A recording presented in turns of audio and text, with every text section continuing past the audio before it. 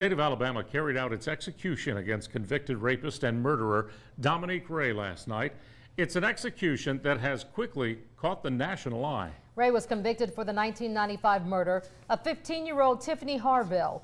Ray was originally granted a stay of execution after his attorneys challenged the state's execution procedure for religious reasons. Ray wanted his Muslim spiritual advisor in the death chamber, not a Christian chaplain. But the Supreme Court overruled the decision Thursday because the appeal was filed so late. He was put to death last night by lethal injection. The controversy continues post-mortem for Dominique Ray. NBC 15's Corey Pippen found out the legal battle for religious rights for Alabama inmates may be just beginning. Corey? Greg Kim, I spoke to Ray's Muslim spiritual advisor about the execution and one of Ray's attorneys who says this situation could bring a fight for changes statewide. Dominique Ray was put to death last night in Atmore for his conviction in the 1995 rape and murder of a teen girl.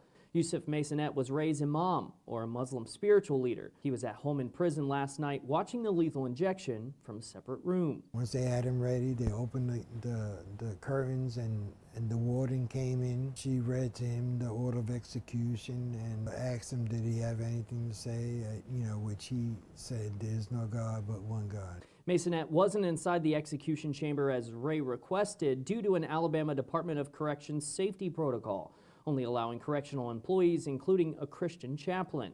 Ray's attorneys challenged the decision, eventually granted the removal of the Christian chaplain and an appeal for a stay of execution, only for that to be overturned by the U.S. Supreme Court in a 5-4 vote. It was very disappointing, because I felt that we had a strong case. The ACLU released a statement on the matter saying in part, quote, "The state of Alabama has a constitutional responsibility to preserve the dignity and equality of the people it puts to death.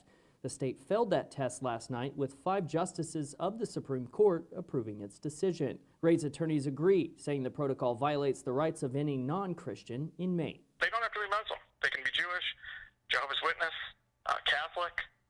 This is something that affects everyone who's not a Protestant or mainline, Christian.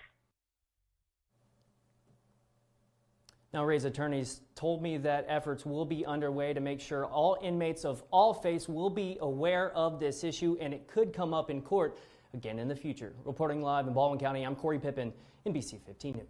Corey, thanks. Now, the murder and rape of 15-year-old Tiffany Harville was not Ray's first conviction. Just 5 months before killing Harville, Ray was found guilty for his role in the murders of 2 teenage brothers in Selma, Ernest and Reinhard Mabins. But it was the gruesome death of Harville that ultimately landed Ray on death row in 1990.